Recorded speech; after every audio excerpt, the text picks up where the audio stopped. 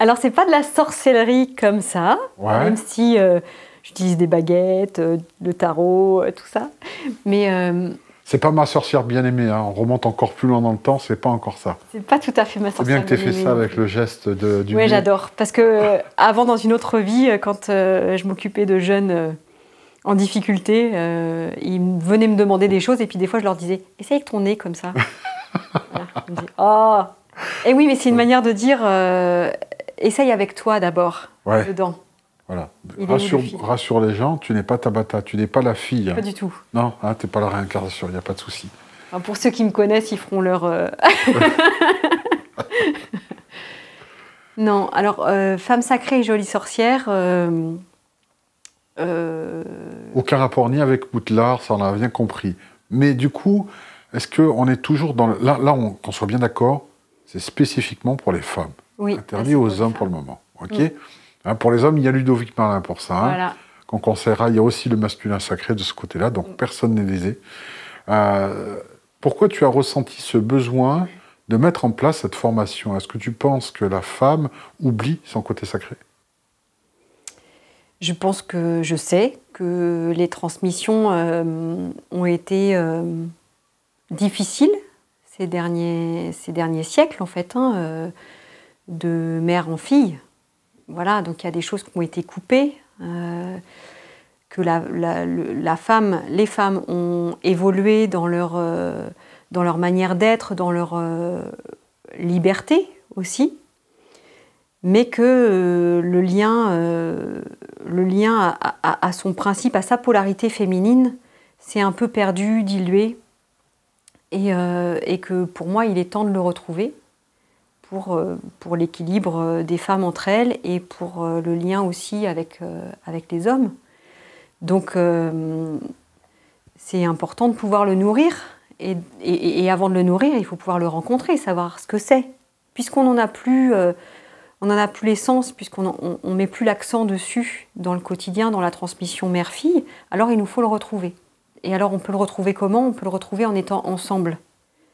Quand on est ensemble en tant que femme, c'est ce qu'on appelle aussi des cercles de femmes, eh bien on se rend compte qu'il y a une manière spécifique d'être là, d'être présente, de faire ensemble, une manière qui est confortable, qui n'est pas en force, où il n'y a rien à prouver, mais quelque chose qui s'installe comme ça, dans une manière d'être, qui a besoin d'être reconnu, sur lequel, pendant ces stages, on va mettre l'accent.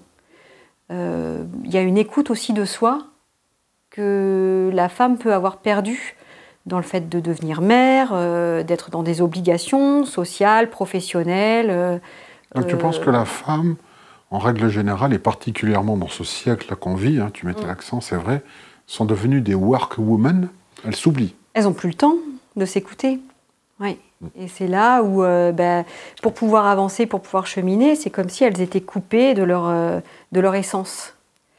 Et donc, eh bien, on revient dans ces stages on peut revenir sur l'importance du cycle féminin, par exemple, qui n'est pas un calvaire, mais qui est plutôt un processus important avec lequel, si on est en phase, eh bien, il va être porteur. Plutôt que de le subir, c'est comment le faire vivre et s'en servir pour pouvoir justement aller de l'avant, pour être à certains moments plus à l'écoute de ce qui se passe dedans, à d'autres moments plus en phase avec une dynamique qui nous pousse à aller de l'avant. Tu donnes des outils à ces femmes, à ces personnes qui participent à ces stages. Je rappelle, hein, l'outil complet, c'est, il m'a dit donc... Femme sacrée et jolie sorcière. Et jolie sorcière, c'est ça que j'aime bien, jolie sorcière. J'aime bien ce mot-là.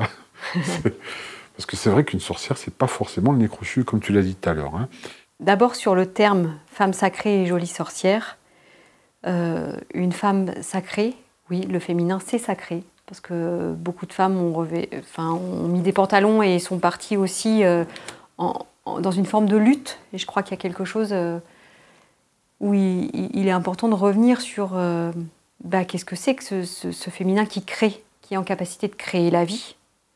Donc de créer la vie, ça peut être le fait d'enfanter, mais pas seulement, en effet, c'est de créer quelque chose, de sentir dans son ventre un projet, une envie profonde. Et voilà, et les femmes, ce sont des visionnaires. Elles ont une capacité à voir loin et pouvoir les ramener là, de prendre le temps aussi de prendre soin d'elles pour qu'elles puissent être à l'écoute de ce qui se passe dans leur marmite alchimique. Voilà. Donc ça, c'est sacré. Et puis le côté sorcière, jolie sorcière, c'est parce que c'est le lien à la source. C'est le lien à sa source. Donc pour moi, le divin, il est à l'intérieur. Le fait d'être dans un corps de femme, aujourd'hui, je peux dire, mais quelle chance nous avons d'être femme, d'avoir ces sensations à l'intérieur, plutôt que quelque chose qui vient être pesant. C'est d'avoir les 4 saisons en un mois qui se passent à l'intérieur de soi. Quand on le sait, on peut faire avec. Quand on ne le sait pas, on le subit. Et donc, de prendre le temps d'être ensemble, d'être à l'écoute, parce que je crois qu'on n'est jamais suffisamment à l'écoute de soi, finalement. Le plus important pour moi, c'est de révéler l'être et la particularité de qui on est. Et donc, dans ces stages, les femmes sont ensemble. Elles peuvent prendre le temps de discuter de ce qui se passe dans leur lignée, de leur vécu. Elles peuvent avoir envie de s'allonger dans l'herbe, elles peuvent avoir envie de cuisiner, elles peuvent avoir envie de... Mais chacune a son rythme. Il y a absolument rien qui est forcé. Le matin, on prend le temps de se réveiller. On prend le temps d'aller regarder dehors ce qui se passe. On prend le temps de s'aimer, de voir où est-ce qu'on en est avec soi. Tiens, aujourd'hui, je suis comment ? Chose que dans le quotidien, quand on part travailler, dans la société dans laquelle on est, on a plutôt tendance à oublier. Et moi, je crois qu'une femme qui va bien, c'est un foyer qui va bien. Parce que la femme, c'est l'âme du foyer, pour moi. Donc voilà, prendre soin de soi en tant que femme, c'est pas du tout du temps de perdu, c'est bien au contraire qui je suis et comment je vais pouvoir faire profiter mon foyer, ma vie et les gens que j'aime autour de moi du parfum que je porte en moi. Mais il y a ça parce que, en effet, il y a aussi cette touche particulière que j'ai de me passionner aussi pour la généalogie, d'accompagner aussi les êtres à aller voir dans leur profondeur, donc dans leurs racines. Ce qui fait que, au dernier stage, un matin au petit déjeuner, on est au café, l'air de rien, et voilà, il y a les sujets qui remontent parce qu'on est là, c'est familier. Il y a quelque chose d'agréable et c'est facile de se dévoiler, de parler. Ces femmes qui se mettent à discuter de leur généalogie, de leur histoire familiale. Et si tu parles de ton histoire familiale, c'était qui cette grand-mère ? Comment ça se fait qu'elle était si coincée, qu'elle était si austère ?